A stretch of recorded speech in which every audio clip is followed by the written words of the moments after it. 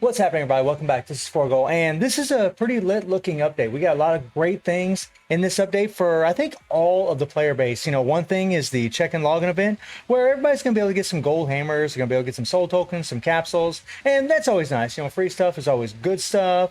Of course, we're going to have, the Rush Dungeon, which is nice. And the Rush Dungeon is actually pretty cool because we do get the extra 50 rubies a day from playing Stage 1, and then whenever we go to the Chapter 3 here, we'll be able to get another 50 rubies, which is 100 rubies a day. Usually that's how it works out. And this is just the same old guys. A lot of the same things that Netmarble usually does in our updates. We got the Rush Dungeon here where we're going to use these specific characters down here at the bottom so we can gain a certain amount of coins, and then we're going to use those coins to buy whatever we need from here. So every day you should be definitely getting your gold hammers, your soul tokens, attack capsules, experience balls if you need those. And we have had this card set before. That was something I actually missed in yesterday's video, but this is a really good card set, especially for newer players. All these cards give a solid extra attack, which is 21% extra attack, and then you get an extra attack by 13%, which is awesome. Nice, guys. That's 34% extra attack all the time. And then whenever you tag in your character, you gain 15% power upon tagging in, and increase your attack your fighter who's tagging by 13% for 7 seconds.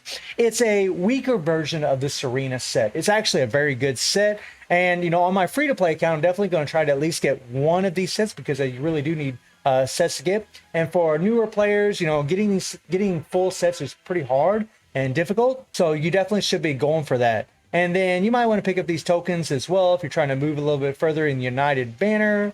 But really, really nice. The Rush Dungeons are always pretty cool. Then we have the Fatal Fighter here. This is a game mode where, just like what we had with BS Nameless, BS Ash, we're going to be able to come in here and we're going to be able to move up certain tiers to be able to get certain rewards. And it'll be interesting to see what kind of rewards we're actually going to get from that. I'm kind of hoping for a little sneak in there where we get a SS memory. That would be pretty cool. Then we have the time attack here, and just like always, guys, you'll be able to get about 140 rubies a day from this if you have Mary or Terry, which is also nice. Rewards the players that are willing to pull for those characters. That is sweet. And then we have the Guild Boss Challenge, and I've actually already accidentally played this. You can come in here and you can just sit here and practice this, which is what I meant to do, but my big ass finger actually hit the start battle, which kind of sucked. I was actually pretty upset. But in this thing, I'm not going to go into too much detail about this game mode. It's a pretty fun game mode. I haven't figured out all the quirks or anything like that. Right now, we're on the second tier. And what it is, guys, is you're just going to be, you see these points down here at the bottom? Your guild's going to be working together to try to do all of those points, right? To try to finish all those points, similar to what we do with Guild Raid. And you're going to be trying to move up all these tiers. And the higher you move up in the tier, the more of these tokens you're going to get. And for all those tokens you're going to use in the exchange shop for these mystery boxes. And these mystery boxes actually can give you some pretty damn good rewards. They got like attack, moon, and star-shaped stones in here. That is lit, guys. Double attack, moon, and star-shaped stones. So I'm really, really happy with the rewards. I know it's all RNG. Well, let me look in here again. Let me see if there's anything else in here that I might have missed. There's a lot of goodness in here. This is sweet. Look at all the gold stones. You got elemental souls. Really, really cool. Elite hammers. There's some really good stuff in here. So I'm actually really, really happy with the rewards. Like I said, I'll go into more detail about this game mode when I learn a little bit more about it. But essentially what it is just like Guild Raid. All of your guild team members are going to be working together to try to defeat this boss and use all these points. Once these points finish here, it's 2,462 points right here. Once that finishes, we'll move up to tier 3. And it's going to keep moving up, so on and so on and so on. Pretty cool game mode. I actually really, really like it. And speaking of the Guild Raid, they actually changed the Guild UI here, which is actually pretty nice. You got the Guild check-in down here. Whoops, didn't even click on that. You got the Guild Exchange right here, which is nice. Didn't really change anything in here. You got Guild Content, which is always good, right? This is where it takes you to Guild Raid and Guild Boss Challenge. So really, really cool. You got your guild buff over here, which is nice. I like the new UI system. It's actually pretty nice, and it actually looks a lot more beautiful than what it did before. So I'm actually really, really down for that. And then we have the new fighters and new cards. Oh, and before we get in this, I just want to jump in the shop really quick. In the shop, they got some buff celebration deals, just like what they did with Ash and Mukai. So you can spend some rubies. Guys, I wouldn't recommend doing this. Unless you're trying to, get Adelheid or Rock Howard, or you're trying to use them for PvP. Honestly, our SS and BS characters and collaboration characters are so strong, you really don't need these characters. Maybe you'll need them maybe some point in RHD, but that would be about it, which is Reviving Hell's Dungeon. But they do have these moon and star-shaped stones. These are for boss fighters, I guess. And this decreased damage received, it's a good stone, but honestly, with the new guild rate or the new guild content where you can actually get double attack stones with a certain kind of dot, I don't know. I mean, I actually think this makes this actually less relevant. You got one for boss, one for Fatal Fury, which is actually pretty cool. But I really don't recommend going into this. And then we have the usual typical, packs that you can buy for the SS fighters. Now, let's jump in here. So as far as new card sets, the option card that we got pretty much, I mean, it's kind of the same old. Increase attack, decrease skill cooldown, and then 50% chance to increase attack by 30% upon landing a grab skill. So for grab characters like Mary and BS Grizzled, this is going to be a really good option card for them. It's going to be pretty damn OP for those characters. And then we get into the 3PGs, and just like the previous collaboration and the previous BS banner, now we're getting the 3 different 3PGs with increased attack on one, increased skill damage on another, increased critical damage on another. And Terry's actually gives him a heal, which is actually pretty nice and actually goes really well along with his kit. And then Blue Mary actually gets a giant increased attack by 10% and critical rate by 3.6% for 10 seconds whenever she uses it. So she gets a huge attack buff whenever she uses her 3PG. Now, as far as the set cards that you get from here, this remains to be seen how good this set's going to be. You're going to get solid extra increased attack by 21%, having all 3 of the cards together. You're going to get increased SS Fighter, burn and shock damage by 75%, increased attack by 22% for 7 seconds when SS Fighter lands an active skill on a 10-second cooldown. It's going to be a really good set. Is it going to be the best? It remains to be seen, guys. It remains. We will see. I mean, I think for Mary, it might be a pretty OP set, but I think for Terry, the Idol Kula set might end up being better, but don't quote me on that. I could be wrong. So let's take a look at the fighters. We'll start with Terry. Now, Terry is a red attack fighter with increased attack fighter attack by 60%. Amazing leadership. He's got 30% PG raise. He's got 2.4% critical rate increase. He's got burn attack increase, so it means he has burn damage. He's got blast skill increase. He also has increased damage by 24% on a critical hit. So he's going to hit like a truck, which is awesome. He also becomes immune to stun and burn, so he's going to be a really good counter for those characters that have stun or even burn, and he has starlight damage. So he's got starlight and burn in his kit, which is nice. Starlight is a very sought after dot effect, so it's really good to see him have that. And then it's equal to 80% of attack to the target every 1 second for 10 seconds upon landing a skill. So no matter what skill you use, you're going to deal starlight damage. That's actually freaking insanely good, and it lasts for 10 seconds. It's only on 1 second cooldown. So as long as you're applying your skills, you're going to keep applying starlight damage. That's crazy. And then he has a recovery 5% of HP upon landing a critical hit. So every time he lands a critical hit on a 7-second cooldown, he's going to get a 5% heal.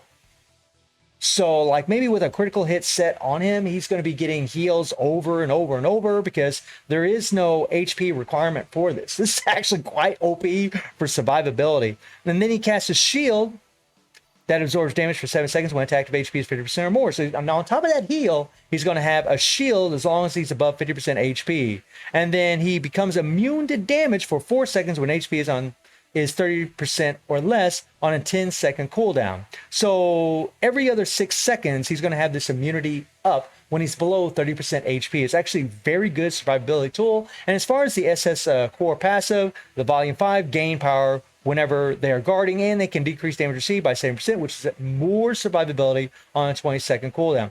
Terry looks like he's got god-tier survivability, but he also is going to look like he's going to have some pretty solid damage. He's got a charge skill on his first skill, and of course he applies super armor when he does the first skill.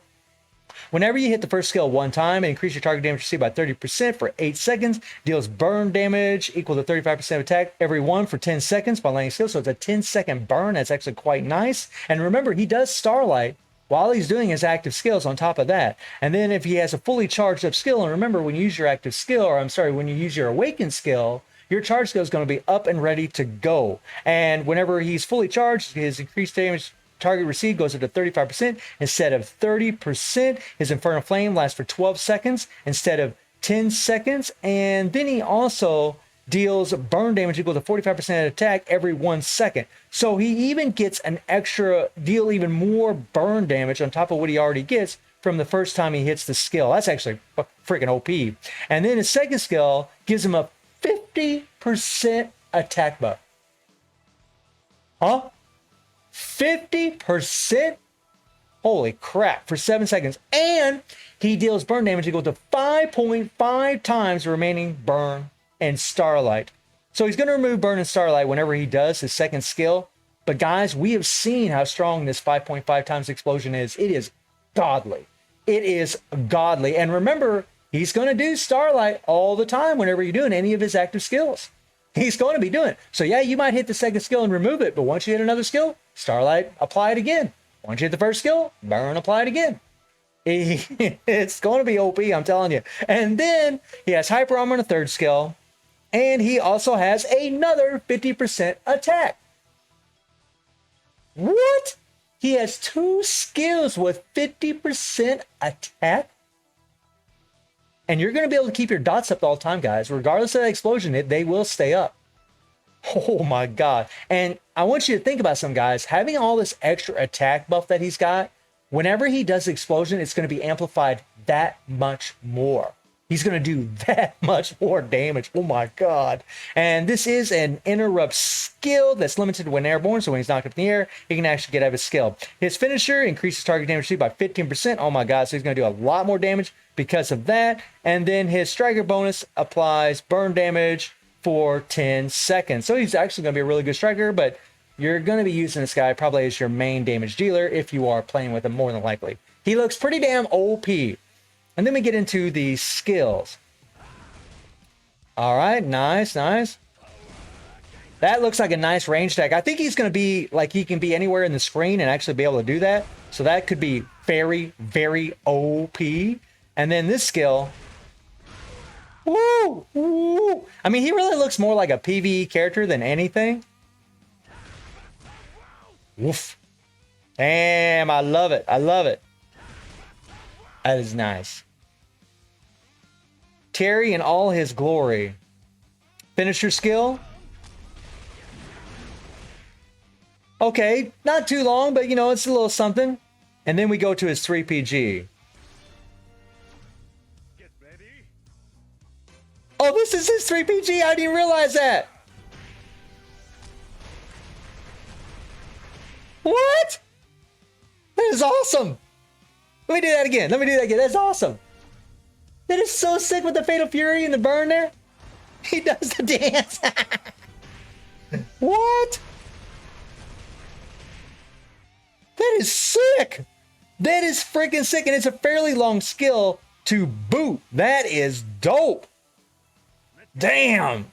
But Terry's looking more like a PvE character than anything. I mean, he looks pretty godly, guys. And I like, by the way, that they got Krauser in the background there. And you see Geese also. Got the wolf there. That is nice little touch. Now let's take a look at Mary, who's a blue defensive fighter. And she's got an insane leadership with increased grab skill. Damage by 65%. So, yeah, she's going to be an insane leadership, even for a BS Chrysalis. She's got 30% PG rage. She's got a nice defense increase. She's got 4% critical rate increase, guys. And remember, her 3PG gives an extra 3.2% critical rate.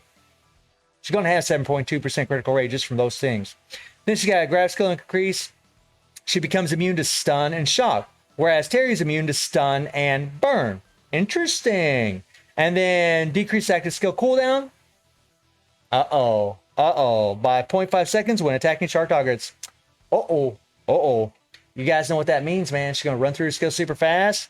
And being that she's doing grabs, she's going to cancel them. And if you get a full amount of damage on those grabs, oh, it's looking good. And then we got an 8% chance to stun all the targets for 1 second upon using an active skill on a 5-second cooldown. So every other 4 seconds, you got an 8% chance to stun your target. So she's facing characters that aren't immune to stun. I mean, it might be only a 1 second stun, guys, but that's all you need to win that fight. That's pretty godly, honestly, with that low a cooldown and that high a chance to stun. It's pretty godly. And then she activates Stun Fang, nice name, when attacking targets that can't be grabbed. So if she's attacking a target that can't be grabbed, like they got hyper armor ups, super armor up, she deals shock damage equal to 550% of attack to the target every 0.15 seconds for 1 second. So this is going to happen over and over during that 1 second period. it might not seem like much, but that's actually probably going to be pretty freaking nuts. And then her PvP exclusive, she casts a critical shield. Okay, so she's going to have insane survivability and PvP, and then of course the same SS passive. So she's looking more like PvP, but honestly, man, there's some damn strong PvE gimmicks in her kit so far. This she has the touch and go skill, so she doesn't have a charge on her first skill. She got the tap and go one, and all of her skills are grab, guys. So I mean, she's gonna be freaking nuts. Oh, so her first skill can be used when attack limited to stand, airborne, and knockdown. So when she's face planted on the ground, she can go into the skill. When she's knocked in the air, she can go to the skill. Whenever she's standing, she can go in the skill. That's going to make her super versatile, especially for PvE. And she also increases target damage received by 30% for 8 seconds, drops lightning on the target upon use, and increases active skill cooldown. Okay, so she's got the same thing that Ignis has, right? Whenever he drops that, or Lady Chang, whenever they do this skill, your cooldowns just go nutto, right? They just increase like crazy. She's going to be godly annoying in PvP. I mean, she's more and more, guys. She just looks more and more like a PvP character, a godly one at that. Oh my God. Whenever you tap the skill twice, you'll have super armor 3 seconds. You get 7% chance to remove super armor and hyper armor. Again, PvP. And then she got a nice increased attack by 42%. Nice. Then she gains hyper armor on the second skill. She got an increased attack by 70% of defenses for 7 seconds when using a skill. 70%. Wow. Wow. Going to be a well-rounded character. By the way, low cooldowns on her skills as well. That is the most attack based on defense in the game for any character.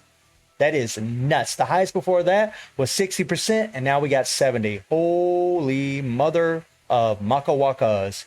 And then her finisher gives her a 60% chance to reset her active skills when using a skill. So whenever she does this finisher, her core finisher, then she more than likely will probably reset all of her skills. And then her striker is kind of like Terry, where she deals shock instead of burn for 10 seconds. Mary looking OP. It's really no surprise, guys. I mean, SS characters, that's kind of how they are. They're OP as hell, right? Same with that BS characters. Interesting. Whoa. Okay. Good night. Nice. I think I skipped a skill. This looks like kind of like a counter.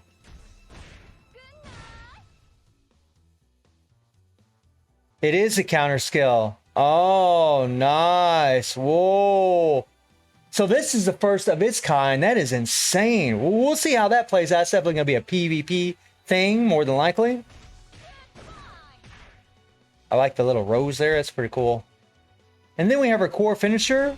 This is a skill that can reset all of her skills. It is a grab, so it will get canceled. But remember, when her skills get canceled, she's going to do a lot more damage. And then her 3PG, which is sick.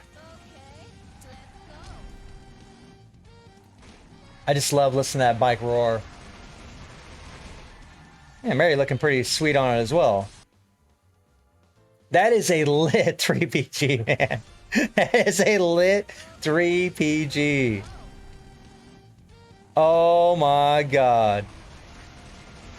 Wow. Wow. OP, my friends. OP. Both these characters are going to be OP. I think Mary's probably more than likely going to be more PvP oriented. Doesn't mean she won't be good at PvE. She's going to be godly, guys. She's got some insane PvE buffs on her kit or in her kit. But Terry looks more like he's going to be more for PvE instead of PvP. And something we want to check really quick is the Fighter Codex and make sure that their cards will work on all the versions of the characters.